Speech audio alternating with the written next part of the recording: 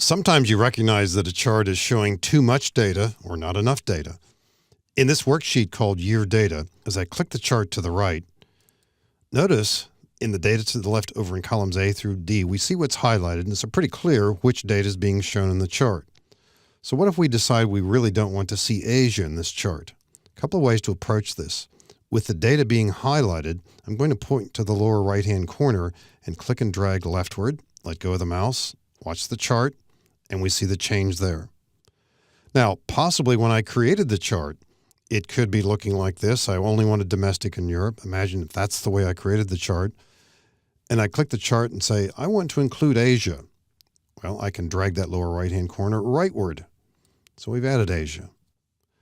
Another approach, a different thought, you're looking at the data and you say, for the moment, I don't need to see Europe in this list. It's the middle entry over there. So we can't do the dragging as we did before, but I can click on one of the Europe columns. It's orange. I'll just click one of them and simply press delete. You see what's happening. At a later time, if we come back and click here, notice that we don't see highlighting off to the left because the ranges are no longer contiguous. So if we wanted to add Europe, we could highlight the appropriate data for Europe right here, right-click and copy. Now, if you click in the middle of the chart and right-click, you don't see paste. But if you right-click out in the chart area, that's near the perimeter, we do see a paste option. We can do that. Now, undoing for the moment, Control-Z. If we had just done the copy here, with Control-C possibly, or right-click copy, either way, as you click in the plot area, if you press Control-V, that does work. So we can paste the data that way. So you can certainly change your mind.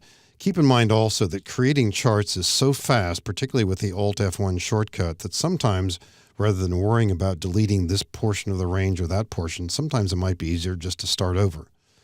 Now, keep in mind too that if we backtrack a little bit here, I'll press Control-Z a few times. I want to go back to where we saw this image, where all the data was in place and the highlighting was in place. In other words, right here. At some times we want to show less data. I only want to do the first 6 months here. So I'll drag the lower right-hand corner fill handle upward like this. So we're only looking at that data. Let me undo that with Control-Z. Suppose we wanted only the second 6 months. Now, if we click in here, it's a little bit tricky. We might drag this January entry down to here, let go of the mouse, and now we're only seeing the second 6 months. So different approaches here to working with the data and changing the source data. There's another option here we might consider too. I'll press Control-Z to go back. What if we wanted an average here? I'm going to put an average right here. And right below this, highlighting these cells through here, I'm going to type equal average. And I only want to average these 3 cells right here. But since I've got all the cells highlighted, I can make a change for all these cells at once, the same entry, by pressing Control-Enter. And now we've got averages. So we could add that to the chart as well too. Once again, right-click and copy or Control-C, either way.